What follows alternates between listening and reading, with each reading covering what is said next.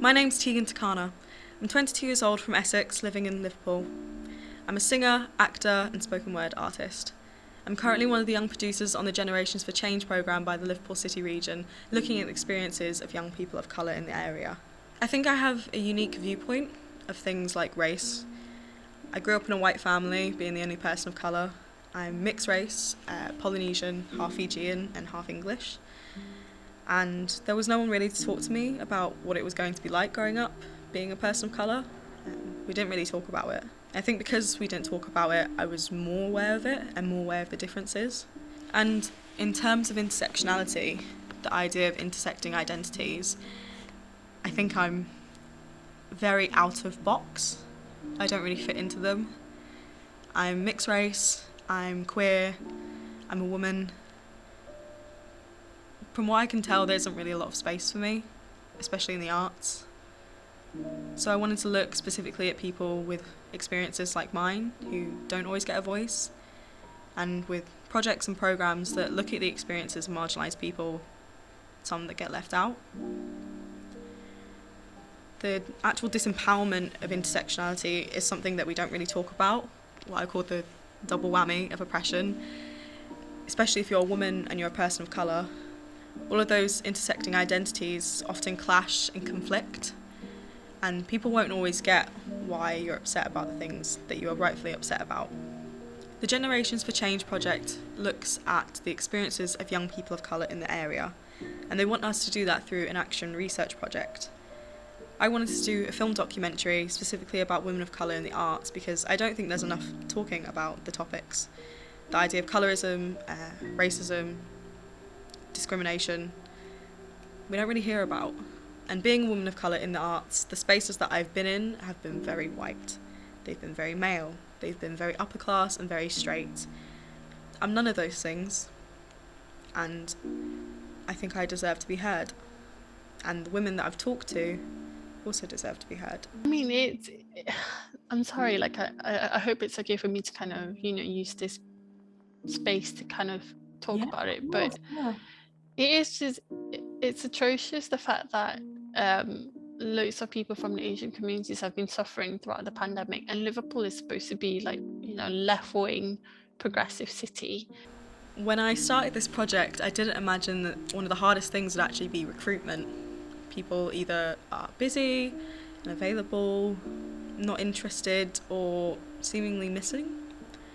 All the places and all the people that I emailed to ask, do you have any women of colour in mind that you know of that would be up for talking about their experiences, possibly an artist commission that would be paid. It was an important part for me in this project to make sure that people I employ or the people I ask for work are paid fairly and worth their time. There wasn't actually a lot of response. There was quite a gap of people saying that they didn't have anyone, which is bizarre to me because I know for a fact there are some, because I'm one. But it instead became a sort of question of where are all the women of colour in the arts? Because I can't seem to find them. I started out with a focus group because I wanted to look at some of the topics that I would then go on to ask other people. I wanted to look at how we actually identify terms like BAME, BIPOC, POC, what we actually prefer. Because my experience as someone who's mixed race and light-skinned is going to be very different to the experience of someone who is possibly from another country and darker skinned. The idea of BAME might not apply as much to them as it might apply to me, or POC might not apply to them either. So I wanted to look at that, and the idea of representation in the arts, the positive and negative experiences that have happened to these women. I managed to get a few here, and here are some clips from it. How we define ourselves. Something that I always have when I fill out any form or anything is that my identity, my ethnic identity, is never there because I'm always an other. So I put that on there because that's a big thing for I think a lot of people of colour, especially if you're mixed race, that it's not there. You're just under that one big label. So I've got a little scale there just to see how well do you believe you yourself and your own ethnicity is represented in the arts. So I'm Kadisha, hi. My name is Sophia. So my name is Helen. So there's loads of debates on people joining forces to make them more representable and then promoting each other's work. But it's in the more commercial way. Obviously, we don't see that much, and then the people that are commercial also, they don't. To me, it's just they just don't do enough research. Like you say about Harry Potter, it's like what is that Chinese girl's name? That when she gone on the Goblet of Fire, she go for her costume. Obviously, doesn't represent who she is. It's just like a ballroom gown. There's no traditional Chinese. And then when the Indian, the two twins, the sisters, they wear the pink, which is like a very, very low class of Indian costume, the traditional Indian costume, how they portrayed it in the new Mulan movies, that totally wrong costume for the dynasty where Mulan's from. It's totally different, fully different of what she's wearing and what her class is. She's from a lower class, not a higher class, and all that. It's just like, if people want to tick the boxes of, yeah, we're promoting Chinese, they need to put more effort into it, to proper research into it, and then use the right cast, and not being tokenistic just because I tick the boxes. We have promote some, Chinese culture. It was a really powerful experience talking to these women. I think anytime you grab a community of people that are also like yourself, it creates a sort of magic of being heard and being seen and understood, and a shared, nuanced way of life that we all understand. It was heartbreaking to hear some of the experiences these women have had that have also been similar to some of the negative experiences I've had. But I think one of the most positive things that came out of the focus group was I somehow accidentally created a little mini community of other women of colour in the arts who now knew that there was another person that did something like them that they could collaborate with, work with, or learn from. And I think that's really beautiful. I also want to say thank you. I just think I've enjoyed it. It's been really good. And it's given space for reflection. For each young producer in the Generations for Change programme, there are 5 of us. We've all got a different borough of Liverpool City region. Mine was specifically Holton. But I didn't actually realise this until a few months into my contract. I'd already planned everything to be more based around the Liverpool city centre because it'd be easier for people to get to. But I found myself having to take a trip to Holton to see what was going on. I filmed some bits here and there, but from my general understanding is that Holton is a very white space. It's about 97% white, 3% of a minority, and just walking around the shopping centre, I was probably the only person of colour that was around. And from my interview from Claire, I got the idea and the essence that race isn't really talked about there, and it's sort of ignored for fear of backlash, which makes me think that there must be some sort of negative connotations or views of different races if they're not willing to speak on it at all for fear of that. And any places that we spoke to just didn't have anyone in mind, didn't know of anyone, didn't want to talk about anything. So I think Holton definitely needs to have a conversation about race. Do you think there's a lot of people of colour in Holton, or do you think it's mostly a white community, the space that you're in? I would definitely say it's majority white. Yeah, okay. Yeah, and I think if you would ask people, and I think if you ask people's opinions, they think that anything, when you talk about Black Lives Matter or stuff like that, they don't see it as relevant to them because it's not the world that they see. Yeah. But it's kind of like just open your eyes a little bit. And I think we briefly talked about, like where I'm based at Hazelhurst, just up the road from us is like the Wat Phra Singh Temple, which serves a vast array of the Buddhist community in the northwest. But I would say that when you see the monks walking along the canal in the bright orange robes and stuff, it's almost surreal because I think you're so used to just seeing white people that when you see a person of colour, it's an unusual occurrence in Holton, I would say. Okay. The next step of my project was to interview young women of colour in the arts one-to-one on a more intimate basis with just me and my videographer Josh about their experiences. A lot of it was influenced from the focus group and all the wonderful feedback and talk that we got into. But actually the hardest part of interviewing, which I didn't realise, was the recruiting. People either weren't busy or weren't interested, or any creative organisation that I actually reached out to either had someone but they were way over the age bracket that I was asking for. That's actually from the Liverpool City region of 18 to 30. And some people were just a little bit difficult to get back in touch with or a bit confused, and it was definitely a process. And actually the week before we were about to start filming, we booked space, everything was set, we were ready to go. The one participant that I had dropped out. So my heart was shattered. I was freaking out, I was panicking, but it's all part of the process of this project. So I did what any young Gen Z person would do, DMing every single person I could find to try and grab them and ask if they were interested in this opportunity as a desperate bid to get someone to take part in this project, because apparently people either didn't want to or were a bit busy. And I managed to get two wonderful ladies. Chantel and Clary both came in to talk to me. We actually had a bit of a mishap about the space, but it all went well. So my name is Chantal Lunt, I'm 34 years old and I live in Hale Woods, which is in the Knowsley area of the Liverpool City region. My area of interest is writing. I write everything, write blogs, write articles, write novels, write poetry. So I call myself black, but I'm technically mixed race, so I'm dual heritage, black, British and white. So my name's Claire Beard-Raz, I'm 23 years old, I'm originally from London but I'm based now in the city centre of Liverpool, and I'm currently a freelance creative and creative children's psychological therapist. I identify myself as someone of mixed heritage or someone who's mixed race.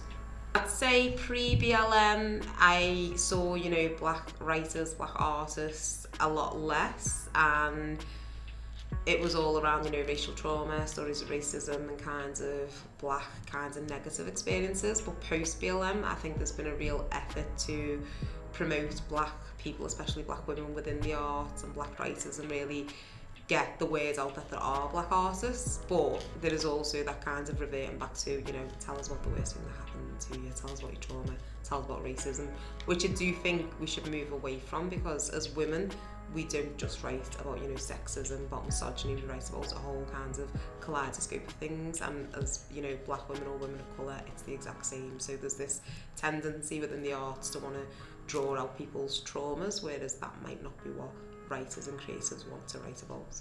And sort of women of colour have been sort of debated and discussed around whether it's really relevant or whether people feel like it's something they could relate to for a while, and it's something that I've definitely considered. I personally don't mind if someone was to sort of use that terminology for myself and BIPOC as well. I do feel like there should be a better word and phrasing for it, definitely, because I feel like just the word colour or like BAME and sort of grouping everyone into sort of one category and term isn't really appropriate when there's so much sort of variety and shades within that. You know what, unfortunately I don't feel like I see anyone who looks like me, or I don't really feel too represented in the art scene at all. I actually feel quite limited as a freelancer in Liverpool in particular as well. I feel like there are very few people that actually want to hear what I have to say and are willing to give me the platform to talk about the issues that are important to me, like racism, discrimination, prejudice, being a woman, period. And it's frustrating, and I feel like a lot of the art companies and organisations also have started to sort of use the idea of having someone who's from a marginalised group or minority in some ways, more kind of like to showcase, look, we're diverse, rather than actually caring. It feels like I'm used as a prop sometimes as well. But I've been a writer for 10 years. I've written stuff, I've put blogs out there, put articles out there, I've approached a lot of people with me writing, and it's only within the last year or two that people have gone, oh, she's a writer, she can write things for us. So I've got like a good few commissions, I've done articles, I've done a lot of pieces. And I feel like that's all because, and it's a positive for the next generation coming forward, but I feel like that's because of BLM and the spotlight being put on black artists and black creatives and making space for them. So I think without BLM, I'd be in the same situation I was previously with me writing, just being having to self-platform and self-publish, whereas now there's real efforts from publishers and people within the industry to make that space for black people, and what we need is for it to be a permanent space and not just something that's tokenistic, when it's Black History Month or when someone black has been murdered. It needs to be consistent and persistent throughout the industry. I definitely see a lot of stereotypes. I think there is that sort of, again, as I was referencing, sort of that use of superficial care for issues around race and gender as well. And that often then links to, well, you must care about this, and that you must know about George Floyd, you must want to talk about it. Or I found that if I do want to talk about it, then I'm making everything about race, and it's kind of like, can you give me something else? Well, that's the most pivotal thing impacting my life at the moment, so that's what I'm going to use my art for. And I feel like there's that kind of narrow-minded point of view where it's like, you're either on one end of the spectrum or the other, rather than sort of exploring the whole range of it. I have experienced sort of some form of, I would sort of say it as discrimination. Constantly is the microaggressions I experience of people not taking you seriously, not really listening to what you have to say. When I'm producing my work, it's kind of based on my own experiences and other people that are really close to me and have opened up to me, and I'm okay to sort of use that in my work.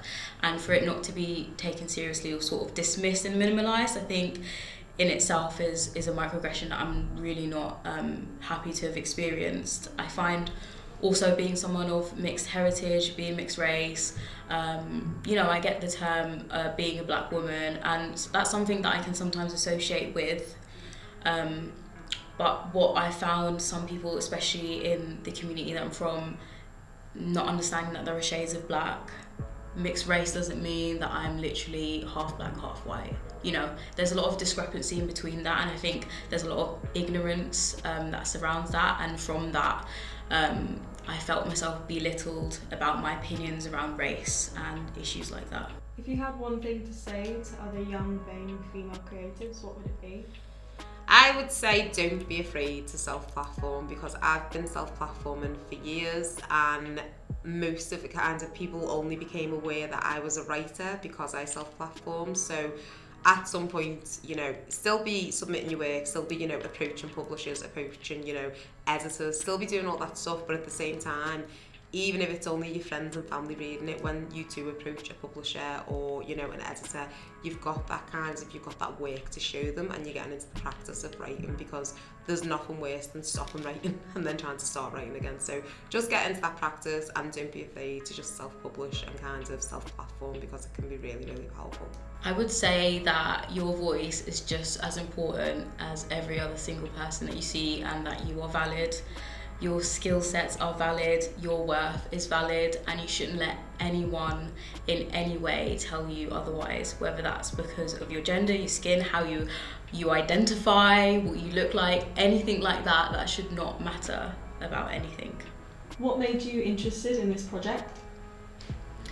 I think it's a good opportunity to sort of be part of it. It feels like this is almost one of the many things that are going on that's going to help push this movement of sort of diversifying the arts sector. And I feel like people are going to look back on projects like this and are going to use it as an educational resource, but also as something to make them aware that this is always going on, and it's, the only way to make changes is by listening. So today's the final day, it's the final part of this project, and we're filming the artist commissions for Through Her Eyes. We've got Chantel and Clara coming in to record their spoken word pieces. I'm very excited, fingers crossed. You better be crossing them behind the screen, but it all goes well. I can't put a foot over the line, nor step towards it, not a toe, not a glance. They watch me stumble, expectantly waiting for me to fall. There are no fairy godmothers, no guardian angels or kindly mentors. Ain't no one coming to save me. I am alone. I was born alone, I'll die alone, and although our paths might collide, I'm not a lion, and I don't run with a pride. The fight is all I've known. This voice learned to shout over the hand jammed against its throat. It's stifling. I can't breathe in here. I wish they'd turn down the incinerator, but I work best with the flames licking against my feet. Fighting for our place in this world, so the people who come after me won't have their backs against my wall. I can't breathe. But the choice to leave is not a privilege bestowed onto those who look like me. In this skin, I'll never truly fit in. My days are long and my nights are sleepless. They lay, waiting, patiently in the background, hoping I'll put a foot wrong. And I do. I drink, I fuck, I smoke, but I don't do coke. My overactive mind needs no more stimulation as it struggles to be defined. I need stillness, a chance to catch my breath and choose the right path. I can't breathe in here. So much choice, each path more perilous than the last. I'm blocked by a kindly faced gatekeeper who assures they will let me pass. But first, I must dance to the beat of their drum. I close my eyes and tap my heels together. There's no place like home. There's no place like home. There's no place like home. There is no place like home. No safe space. No place equipped to contain this nomadic spirit. She may rest, sit still for a beat, or take a moment to lay her head. She closes her eyes, just for a second, but she yearns to be free, unburdened by society's rules. She runs naked, barefoot through the forest, earth between her toes, sunbeams breaking free of the branches to plant tender kisses on her neck. What a sweet fantasy. I'm dragged kicking and screaming back to my urban jungle, head in my hands as their words swim around my mind. Problematic, infiltrator, feminist, she's a men hater, coming to the ends with her LGBT agenda. They'll never understand. I cartwheel over the line. Fuck it. May as well give the people what they ask for.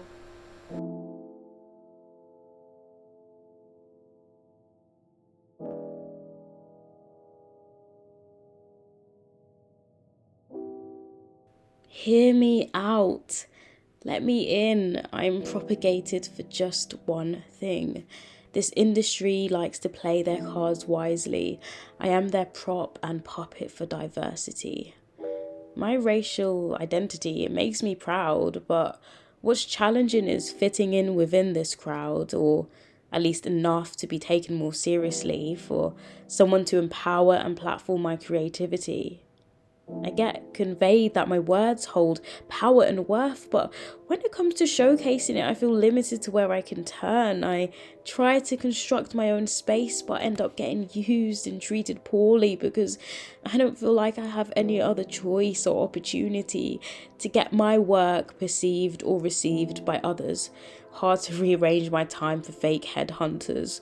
Will only work with you if you already have a clout, or if your name is known by the right crowd. We need more safe spaces, not private places, not a VIP exclusive, no, the right contact sort of placement. There is so much room for artistic outlets. So why do I only see the same faces in creative programs? Where are the newcomers or people who've been waiting for their time to ascend? And at what cost? Maybe there isn't one, but convening here on the outside, waiting for the doors to open, it sure as hell seems like there's a secret password to make things unbroken. I get expended and then dropped. End of Black History Month. Showcasing comes to an end. Shh. Be silent now, hold your breath. It grows futile around here if you don't fit the mold of a perfect imposter to a white world. These matters, they haunt me. It tells me to question my integrity, and because I am mixed, my truth seems diluted because I don't quite fit this stereotype of what I am meant to be like. Shades of black doesn't exist to many. Colorism in this industry, trust me, there's plenty. Not quite fitting the role of my own words I have written because my complexion wasn't dark enough for someone else's vision. My experiences of mental health, racism and sexism met by a disguised shadow of microaggressions. Enough of the fake woke behaviour, the we've done enough because we've hired someone of colour. What does that even mean? How does that improve? What further are you doing to create more than just a marketing move?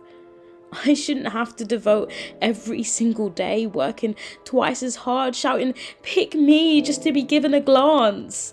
True diversity includes all. There isn't a limit, not just your ambassadors you use for your company image. More growth to be made, to evolve and come together, to listen and learn from everyone because they matter. So we can use our different cultures and views to generate discussions and work that we can all contribute to. We can go so much further by being able to explore in a way that is inclusive to all. Give more people the chance and start trying to break that control. Illusions no more, new standards to uphold. It's our time to be heard. We can form a universal platform for creation. Take a step back and then take 3 forward. Make a change now and take from this what applies, because this is the reality of the world through my eyes. What I'm hoping to achieve at the end of this film is for people watching to understand and empathise with the experiences of young women of colour in the arts, and to also just get a better understanding of the way we feel, the experiences we have, and what they can do to actively dismantle the system that allows this to happen. I want women of colour watching to be empowered. I want other people of other communities to be educated. And ultimately, I want to make a change because I want the spaces that I occupy and that my friends, my family occupy to be more welcoming, less opaquely white, and more diverse, and just, I want there to be more. I want there to be more otherness. I don't want it all to be black and white and the same. I want people who don't fit into one box to feel like they have a space to create and to make beautiful pieces of art and to contribute to the arts entertainment industry. What would you say to other women of colour in the arts? I'd say to trust yourself and your abilities. We're often made to feel like we're not good enough and we have to try twice as hard, but you are good enough. That there is space for you. And you deserve to be here, you deserve to make your art, and it deserves to be seen and heard.